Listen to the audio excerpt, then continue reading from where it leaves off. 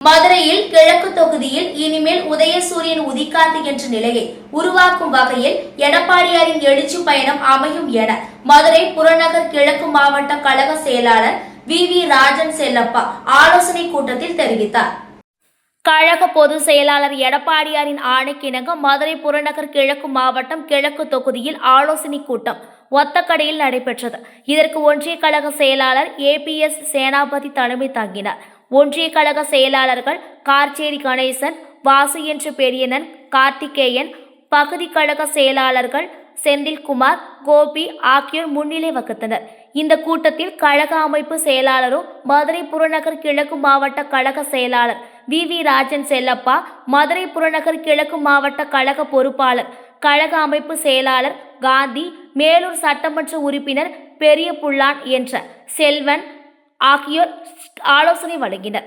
மற்றும் இந்த கூட்டத்தில் மாவட்ட கழக நிர்வாகிகள் SM ராஜேந்திரன், அம்பலம் சந்திரன், மாவட்ட இளைஞர்கள் அணி செயலாளர் வக்கீல் ரமேஷ், மாநில நிர்வாகிகள் விஷ்ணுவேல், கௌரி சங்கர், கண்ணகி பாஸ்கரன், மாவட்ட கலைப்பிரிவு செயலாளர் அரசு, மாவட்ட அணி நிர்வாகிகள் வக்கீல் சேதுராமன், அன்பு செழியன், ஜெயராமச்சந்திரன், சண்முக பிரியா மற்றும் தினேஷ்குமார், மேலூர் அருண், ஒத்தக்கடை ராஜேந்திரன், தேன் சுகுமாரன், பால்பாண்டி, முத்துராமலிங்கம், வக்கீல் காசிநாதத்துறை, வெள்ளிராமு, PRC செந்தில் உட்பட பலர் கலந்து கொண்டனர். ராஜன் செல்லப்பா பேசியதாவது: கழக பொதுச் செயலாளர் எடப்பாடியார் கடந்த 7ஆம் தேதி முதல் எழுச்சி பயணத்தை மேற்கொண்டு உள்ளார். இதுவரை 110 தொகுதிகளில் 60 லட்சம் மேற்பட்ட மக்களை சந்தித்துள்ளார். எழுச்சி பயணத்தை மேற்கொள்ளும் போது மக்கள் எழுச்சி மிக வரவேற்பை அளித்தனர். இந்த எழுச்சி பயணத்தில் தொடர்ந்து திமுகவின் அவலங்களையும் திமுகவின் மக்கள் விரோத செயல்களை மக்களிடத்தில் தோலுரித்தி காட்டுகிறார். இதுவரை ஸ்டாலின் எந்த பதிலும் தெரிவிக்கவில்லை, எந்த மறுப்பும் கூறவில்லை. இன்றைக்கு பாஜகவை சார்ந்த அண்ணாமலை 2026 சட்டமன்ற தேர்தலில் எடப்பாடியார் தான் முதலமைச்சராக வருவார் என்று கூறுகிறார். அதேபோல பாரிவேந்தர் மீண்டும் எடப்பாடியார் தான் முதலமைச்சராக வருவார் என்று கூறுகிறார். இப்படி கூட்டணி கட்சி தலைவர்கள் மக்கள் அனைவரும் 2026 சட்டமன்ற தேர்தலில் எடப்பாடியார் முதலமைச்சர் வருவார் என்று கூறுகிறார்கள். எடப்பாடியாருக்கு நாளுக்கு நாள் செல்வாக்கு அதிகரித்து வருகிறது. செல்லும் இடம் எல்லாம் மக்கள் கடலில் நீந்திதான் மக்களை சந்திக்கிறார். வருகின்ற 1ஆம் தேதி முதல் 4ஆம் தேதி வரை மதுரை மாவட்டத்தில் எழுச்சி பயணத்தை எடப்பாடியார் மேற்கொள்கிறார். குறிப்பாக 2ஆம் தேதி மதுரை கிழக்கு தொகுதியில் எழுச்சி பயணத்தை மேற்கொள்கிறார்.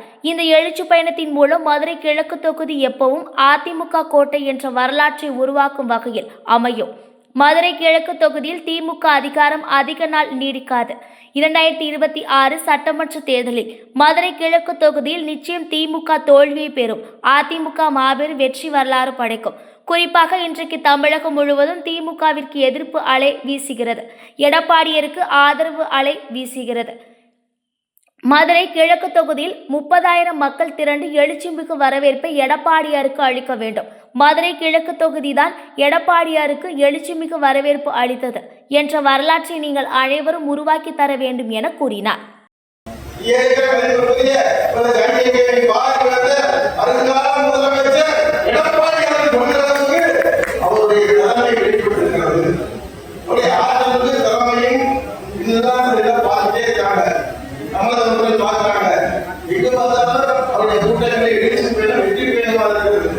உருவாக்கிய வாசகர்கள் மக்களை காப்போம், தமிழகத்தை மீட்போம் என்ற வாசகங்கள் மக்கள் மனதில் பதிந்து போய்விட்டனர்.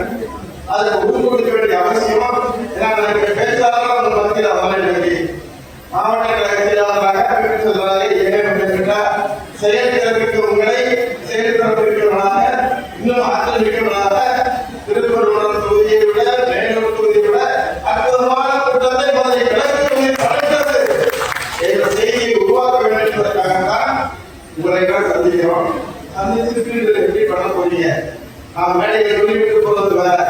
ஆனால் எடப்பாடியை நாம் வீட்டுடைய எதிர்கால உறுதியாக ஒன்றை மட்டும் நீங்க சொல்லுவேன். 2026 அதிமுக உறுதியாக ஆளுநர்களுக்கு வந்து சேரும். அதில் யாருக்கும் சந்தேகம் வேணாம். உங்களுடைய பவர் கொடுக்குறேன் கலெக்டர் தொகுதிகளுக்கு அதிகாரம் அளித்தவர்களுக்கு இல்லை நினைச்சிட்டு அதெல்லாம் மாறிவிடும். மாறுவதற்கான வாய்ப்பு வருகிறது. அதை நாம் செயல்பட்டால்தான் மாறுவதற்கு வாய்ப்பு முழுமையாக பண்ண முடியும். ஆகியதான் நீங்க ஒன்றிய செயலாளர்கள் பொறுப்பாளர்கள் தினந்தோறும் சந்திக்கிறோம். படிக்கிறோம், பேசுறோம், எல்லாம் பண்றோம். ஆனால் கூட நீங்க எப்படி செயல்பட போறீங்க? அது 2ஆம் தேதி வேலூர் தீர்த்துக்கு நீங்க வருகிற போது உங்களுடைய பணி என்ன? அந்த பணியை எப்படி செய்ய முடியும்? இல்ல நாங்க முன்கூட்டி போயிட்டே இருப்போம். நான் இங்கிலீஷ்ல செய்திகளை நான் சொல்ல விரும்புறேன். நமக்கு இருக்கிற கடமை 4 கடமை.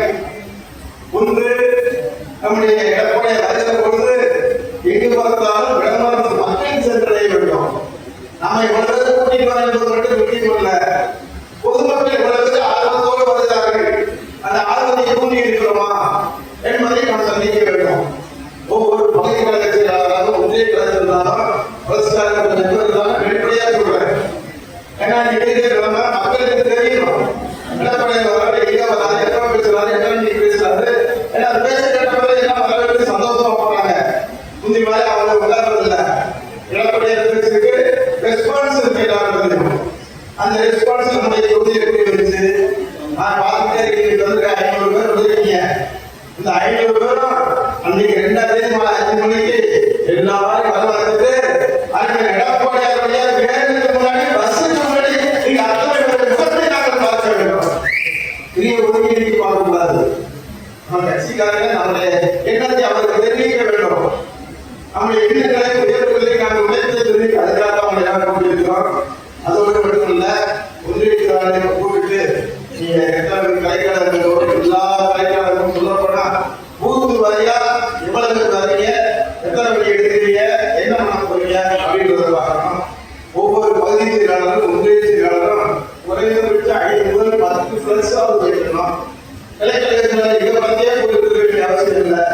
கலைக்கழகத்தில் ஒவ்வொருத்தரும் ஒவ்வொரு சுவர்கள் விளம்பரத்தை 2 நாளுக்கு 3 நாள் இருக்கு. விளம்பரத்தை செய்ய வேண்டும். ஒவ்வொரு கலைச்சலாலும் நீங்க தான் கலைச்சல் அங்கேயே இருந்தா குறைந்தபட்சம் ஒரு பிளஸாவது வைக்கணும். அதுக்கு என்னன்னா நம்ம டோல்கேட்ல இருந்து சொந்த கிடைக்கக்கூடிய கோர்ட்டு வரைக்கும் நம்ம வைக்க வேண்டியிருக்கு. ஆகவே எல்லா இடங்களிலும் எல்லா ஆயிரக்கணக்கான பேர் தங்களுடைய அறிமுகப்படுத்திக் திரையை காத்திருக்கிறாங்க. எல்லா இடங்களிலும் வச்சிருக்கிறாங்க. ஓரமாக பாதுகாப்பாக, குறிப்பாக பாதுகாப்பு முக்கியம். ஏமாதான் செய்யக்கூடாது. சரியான இடத்துல சரியான நேரத்துல வைப்பதற்கான முயற்சி எடுத்துக் கொள்ளணும். எல்லாருக்கும் கடமை இருக்கிறது. எல்லாரும் பூத்துல இருந்து உங்களுடைய குழந்தைகள் வர்றாங்க. எத்தனை மணிக்கு வருது, ஒரு கலைவாரியா எத்தனை மணிக்கு, பூத்து வரையாக எத்தனை மணிக்கு அறிந்து கொள்வதற்காக தான் இன்றைக்கு இந்த கூட்டம். நாங்கள் சொல்லிக் கொள்ளும்போது ஒன்றிய செயலாளர் விலைவாரியாக கணக்கெடுத்து அல்லது பூத்து வரையாக கணக்கெடுத்து ஒவ்வொரு பூத்துல இருந்து எவ்வளவு நான் போறாங்க, எவ்வளவு கூட்ட போறீங்க. பெண்களுக்கு ஆண்கள் அதிகமாக நம்முடைய கலைஞர்கள் அதிகமாக வர வேண்டும். பெண்கள் வர வேண்டும், ஆண்கள் அதிகமாக வர வேண்டும். அது இதற்கான பணிகளை செய்வதற்காக தான் ஒரு கல்யாணம் கூட்டியிருக்கிறோம்.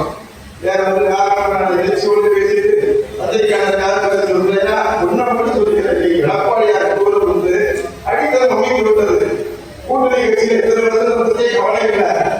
மக்களுடைய திமுக எதிர்ப்புணர்ச்சி வெளிப்பட தொடங்கி விட்டது. அந்த எதிர்ப்புணர்ச்சியை பயன்படுத்த வேண்டிய கடமை நம்முடையது. எல்லாத்தையும் நிலக்கத்துவ கஷ்டமா இருக்கும். அதெல்லாம் ஒரு கஷ்டம் கிடையாது. மாறாக ஒரு சின்ன செய்தி மாதிரி நான் போகணும்.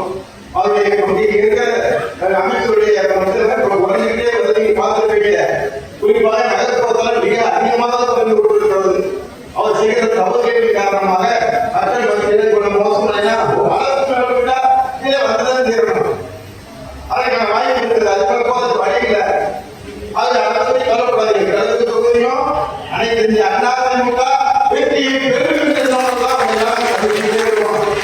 அதற்கான வழிமுறை ஏற்பாடு செய்வோம். கண்டிப்பா அதற்கான பணி நடந்தே தீர்வோம். ஆக இந்த நடைபெறுகிற கூட்டம்